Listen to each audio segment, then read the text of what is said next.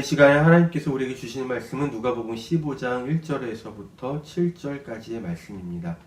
제가 봉독할 때에 살아계신 하나님 아버지 음성을 다 들으실 수 있기를 소원합니다. 세리들과 죄인들이 모두 예수의 말씀을 들으려고 모여들었다. 이것을 본 바리새파 사람들과 율법학자들은 저 사람은 죄인들을 환영하고 그들과 함께 음식까지 나누고 있구나 하며 못마땅해 하였다.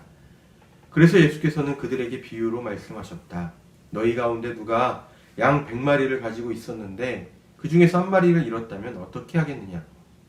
99마리는 들판에 그대로 둔 채 잃은 양을 찾아 헤매지 않겠느냐?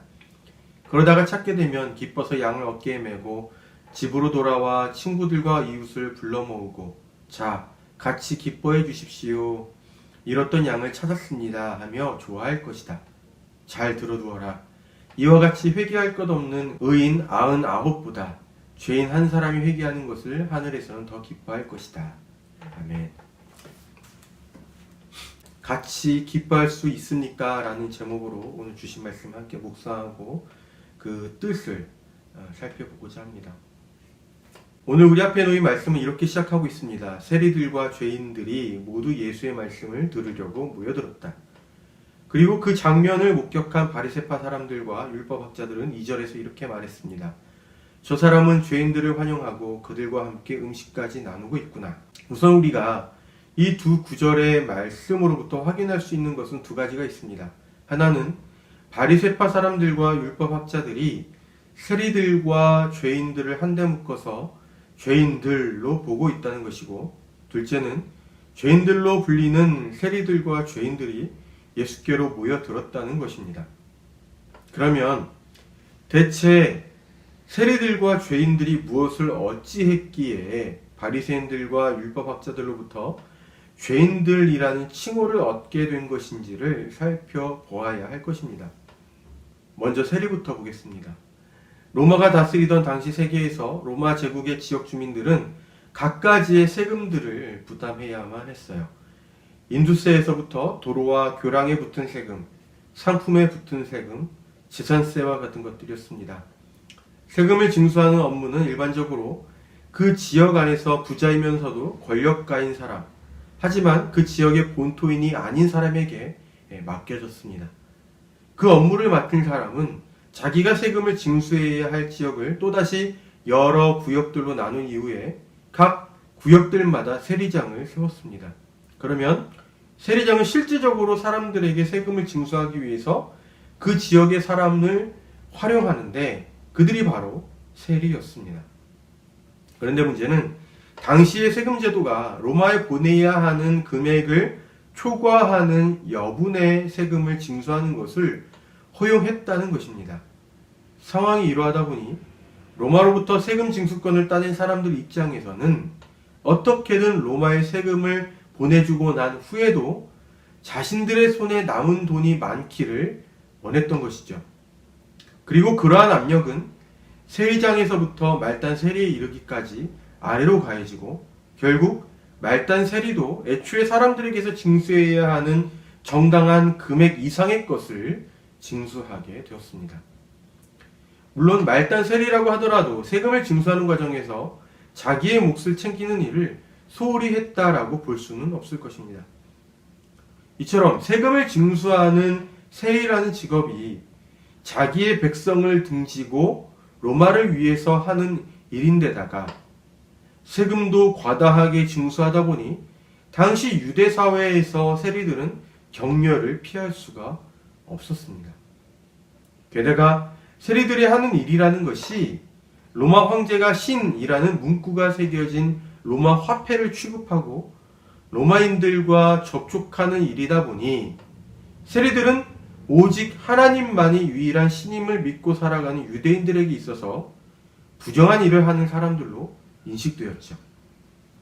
이러한 이유로 유대교에서는 세리들이 죄인들로 취급되었고 부정한 사람과 어울리거나 식탁 교제를 하는 것 자체가 곧 그 자신도 부정하게 되는 것이었기 때문에 그러한 일체의 것들이 금지되어 있었습니다. 세리들을 보았으니 이번에는 죄인들을 살펴볼 차례입니다. 세리들과 엮여서 죄인들로 언급되는 부류의 사람들은 로마의 법을 어겼다거나 마치 오늘 우리 시대의 법을 어겨서 법정에서 유죄 판결을 받은 사람들과 같은 사람들이 아닙니다. 그들은 모세의 율법을 곧잘 어기기로 알려진 사람들을 말합니다. 그러니까 아주 종교적인 이유라고 말할 수 있죠. 여기서 모세의 율법을 어겼다라는 것은 이를테면 이런 것입니다. 누가복음 6장 1절에서 5절의 내용을 보면 이런 이야기가 담겨 있습니다. 어느 안식일에 예수님과 그의 제자들이 밀밭 사이를 지나갔다가 제자들이 배가 고픈 나머지 밀 이삭을 손으로 비벼 먹은 일이 있었습니다. 그런데 그 행동이 바리새파 사람들에게는 문제가 되었습니다. 왜냐하면 그것은 안식일에는 일하지 말라는 모세의 율법을 위반한 것이기 때문입니다. 만약에 제자들이 보였던 행동이 반복적으로 발생했다면 제자들도 바리새파 사람들에 의해서 죄인들로 낙인시켰을지도 모릅니다. 그런데 문제는 당시 유대 사회에서는 모세의 율법을 지키고자 하여도 형편이나 상황 때문에 도저히 지킬 수 없는 사람들이 있었다는 데 있습니다. 이를테면 안식일에 일하지 않으려고 해도 그날 무언가라도 하지 않으면 자신뿐 아니라 자기의 온 가족이 하루를 굶게 되는 경제적 빈곤층에 있던 사람들이 바로 그러한 사람들이었고, 또 안식일을 거룩하게 지키려는 사람에게 고용되어서 그 사람 대신에 안식일에 들에 나가서 그 사람의 양을 치는 목자들이 그러한 사람들이라고 말할 수 있습니다. 세리들과 죄인들이라고 말할 때에 여기에서 죄인들에는 바로 이러한 부류의 사람들, 모세 율법을 지키고 싶어도 어쩔 수 없이 지키지 못하는 사람들이 대거 포함되어 있을 것입니다. 그렇지만 유대교는 그들의 형편과 처지의 그 불가피성을 세심하게 고려하지 않았고 그저 그들의 율법 위반 행위를 기록하고 결국에는 회당에서 그들을 배제시켜 버렸습니다. 우리가 아는 것처럼 회당이 유대 사회에서의 공동체 안에서 중심 역할을 했다고 한다면 죄인으로 낙인시킨다는 것은 곧 회당에서 배제된다는 것이고 그것은 결국 유대 사회에서 버려진 존재, 즉 쫓겨난 존재가 된다는 것을 의미한다라고 볼 수 있습니다. 이러고 보면 세리들이나 죄인들이 정말 오늘 우리가 생각하는 죄인들에 대한 개념에 부합하지 않는다라는 것을 우리가 알게 됩니다. 그들은 오늘날 우리가 생각하는 사회법을 어긴 것은 아니기 때문입니다. 그들은 종교적인 이유, 다시 말하면 순전히 율법에 근거해서 부정한 부류로 죄인들로서 낙인찍힌 사람들인 것입니다. 그리고 그러한 낙인은 사람들에게 율법을 해석해주고 가르쳐주었던 바리새파 사람들과 율법학자들의 그 권위에 의해서 뒷받침되었고 또한 당시 유대 사회가 율법이 곧 생활에 있어서 도덕률처럼 작용하던 사회였기 때문에 그러한 낙인찍기는 사람들을 더욱 율법 중심적으로 살게 하는 데에 더욱 효과적이었다는 것입니다. 권위 있는 사람들이 그런 사람들을 부정한 부류, 죄인들이라고 말하고 또한 율법을 지키는 것은 대단히 중요한 것이라고 생각했기 때문에 유대인들은 당연히 그러한 죄인들과는 교제하려고 하지 않았죠. 유대인에게 그들은 그저 경계해야 할 대상, 기피해야 할 대상이었을 따름입니다. 그런데 본문 말씀 1절은 그런 부류의 사람들이 예수께 스스로 모여들었다라고 증언합니다. 우리는 경험적으로 잘 알고 있습니다. 나 좋다고 하는 사람에게는 스스로 갈 수 있어도 나 싫다고 하는 사람에게는 그것이 어렵다라는 것을 말입니다. 세리들과 죄인들은 사람들의 경멸 어린 시선과 배척, 밀어내기에 익숙한 사람들입니다. 그것에 익숙하다는 것은 그들을 배척하는 작은 낌새에도 저들이 쉽게 알아차릴 수 있다는 것이기도 합니다. 그런 그들이 스스로 예수께로 모여들었다라는 것은 예수께서 그들을 경멸에 찬 눈으로 보신다거나 배척하는 분이 아니라는 것을 알아차렸기 때문일 것입니다. 게다가 예수께서는 단지 그들이 그분께로 오는 것을 두고 보시는 것에서 오히려 한술 더 떠서 그들을 환영하시고 그들과 함께 식탁 교제까지 하셨습니다. 이것을 보면 우리는 물어볼 수 있습니다. 예수께 갈 수 있는 사람이 누구입니까? 이에 대한 답은 누구나입니다. 누구나 예수께로 갈 수 있습니다. 거기에 어떠한 자격도 요구되지 않습니다. 예수께로 가고자 하는 사람이라면 누구나 예수께로 갈 수 있습니다. 율법을 해석하고 가르치는 바리새파 사람들이나 율법학자들은 세리들과 죄인들을 한데 묶어서 죄인들이라고 낙인 찍으며 그들을 배제시키고 경멸하는 것을 옳은 것이다 라고 가르쳤지만 율법의 참 의미를 해석해주고 하나님의 나라와 그분의 뜻에 관하여서 가르쳐 주셨던 예수께서는 도리어 그분께 모여든 그러한 죄인들을 환영하고 함께 식탁 교제를 하셨습니다. 바리새파 사람들과 율법학자들이 예수께서 보이신 행동을 보고 못마땅한 데에는 아마도 이러한 이유가 있었을 것입니다. 이처럼 예수께서 죄인들로 낙인 찍힌 사람들과 식탁 교제를 하신 것은 곧 당시의 종교적인 예의 규범들에 대해서 도전하신 것입니다. 그분에게 있어서는 경건의 규칙들보다 사람이 훨씬 중요하기 때문입니다. 요한복음 8장 19절에는 이런 말씀이 기록되어 있습니다. 너희가 만일 나를 알았더라면 나의 아버지도 알았을 것이다. 이 구절은 바리새파 사람들이 예수께 당신 아버지가 도대체 어디 있습니까? 라고 물은 질문에 대해 예수께서 답하신 말씀입니다. 이 구절에서와 같이 우리는 예수께서 하신 말씀과 그분의 사역을 통해서 하나님이 어떤 분이신지, 하나님은 우리에게 무엇을 기대하시는지를 더듬어 알아갈 수 있습니다. 그렇다면 바리새파 사람들과 율법학자들의 권위에 의해서 부정한 부류로 죄인들로 낙인 찍히고 사람들로부터 배척과 경멸을 당연하게 받았던 당시 세리들과 죄인들이 예수께로 오는 것을 막지 않으실 뿐 아니라 그들을 환영하고 그들과 더불어 식탁 교제를 하셨던 그 예수의 사역으로부터 우리는 하나님께서 어떠한 분이신지 그리고 우리가 어떠하기를 기대하는지를 짐작해 볼 수 있는 것이죠. 하나님은 그분께로 오는 모든 사람을 환영하신다라는 것입니다. 바리새파 사람들과 율법학자들이 구축한 세상에서는 성과 속을 가르고 속된 사람을 낙인 찍으며 그들에 대한 경멸과 배척이 당연시 되었지만 하나님께서 다스리는 나라에서는 성과 속의 경계가 무너지고 모든 사람들이 그분께 환영을 받습니다. 하나님께서 이러하시다라는 것은 곧 우리도 또한 하나님의 그와 같은 품성을 따라서 행할 것을 기대받고 있다라는 것을 의미합니다. 본문 말씀은 예수께서 못마땅해 하는 바리새파 사람들과 율법학자들에게 들려주신 세 가지 비유 가운데 하나를 우리에게 들려줍니다. 내용은 이러합니다. 어떠한 목자가 있었습니다. 그에게는 양 100마리가 있었는데 어느 날 들에서 양을 치다가 한 마리를 잃었다는 것을 그가 깨닫게 됩니다. 그런데 그 다음에 그가 보여준 행동이 기가 찹니다. 그가 보여준 행동은 이러합니다. 그는 잃은 양 한 마리를 찾으러 나섰습니다. 문제는 그에게 있는 99마리의 양들을 들판에 그대로 둔 채 그리했다는 것입니다. 아무튼 잃은 양 한 마리를 찾기 위해 이리저리 헤매다가 마침내 양을 찾은 목자가 양을 어깨에 들쳐매고 집으로 돌아오면서 친구들과 이웃을 불러 모았습니다. 이렇게 말하면서 말이죠.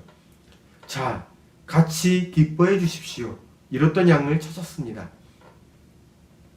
우리가 우선 이 비유와 관련해서 한 가지 알아야 할 것이 있습니다. 양치는 목자라는 소재가 당시 유대사회에서 흔히 볼 수 있는 소재라는 점입니다. 예수께서는 무엇인가를 비유로 말씀하실 때에 사람들에게 익숙한 소재에 빗대어 말씀하셨습니다. 당시 유대사회에서 목자라는 직업에 대한 평판은 부정적이었습니다. 일단 앞에서도 언급했던 것처럼 그들의 직업적인 특성상 그들은 종교적인 사람들에게 많은 의미를 지니는 그 의식법을 준수할 수가 없었고 목초지를 따라서 여기저기로 옮겨 다녀야 했기 때문에 나의 것과 너의 것을 혼동하는 일들이 자주 일어났습니다. 이러한 이유로 목자들은 줄곧 믿을 만한 사람이 못 되는 사람으로 인식되었고, 이것 때문에 그들이 법정에서 증언하는 것도 허용되지 않았습니다. 목자에 대한 인식이 이러하니 바리새파 사람들이나 율법학자들이 이 비유를 들었을 때에 목자의 행동에 대해서 선입견을 가지고 들었으면 들었지 별다른 긍정적인 기대를 했을 가능성은 적다라고 예상할 수 있습니다. 이러한 상황인데 예수께서는 듣고 있는 그들을 향해서 이렇게 물으십니다. 너희 가운데 누가 양 100마리를 가지고 있었는데 그 중에서 한 마리를 잃었다면 어떻게 하겠느냐? 99마리는 들판에 그대로 둔 채 잃은 양을 찾아 헤매지 않겠느냐? 예수님의 입장에서는 99마리를 들판에 두고라도 잃어버린 양 한 마리를 찾아 헤매는 목자가 당연한 것이겠지만은 바리새파 사람들이나 율법학자들, 심지어 오늘의 우리에게는 그렇지가 않습니다. 만약에 목자가 99마리의 양들을 울타리 안에 가둬두고 난 이후에 그 다음에 잃어버린 양을 찾아 나섰더라면 그러한 목자의 행동을 누구나 받아들일 수 있습니다.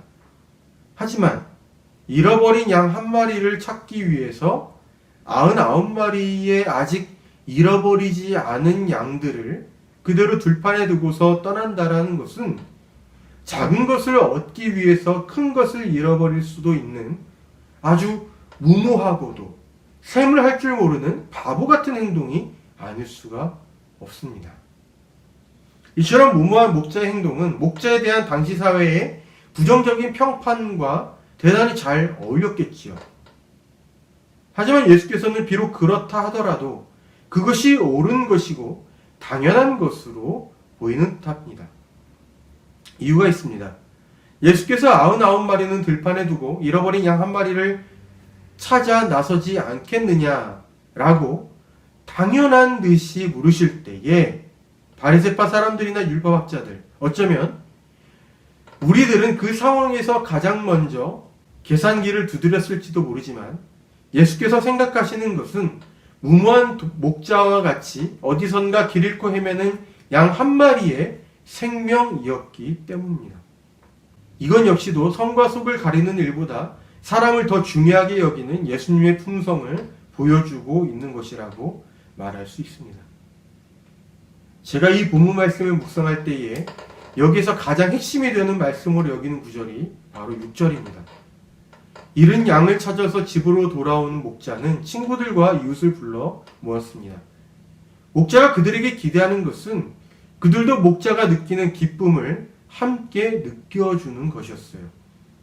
바로 그것이 목자가 친구들과 이웃들을 그의 집으로 초대하는 이유이자 목적이었습니다.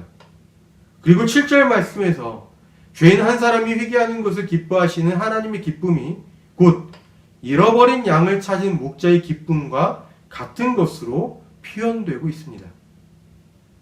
이해의 관계를 따지는 것보다 한 생명을 위해 무모하리만치 나서는 그 목자의 마음과 성과 속을 따지는 것보다 한 사람을 위해서 무모하게 나서는 하나님의 마음이 같은 것이고, 잃어버린 양을 찾은 목자의 기쁨과 죄인 한 사람이 돌아오는 것을 기뻐하시는 하나님의 기쁨이 같은 것이라는 말씀입니다.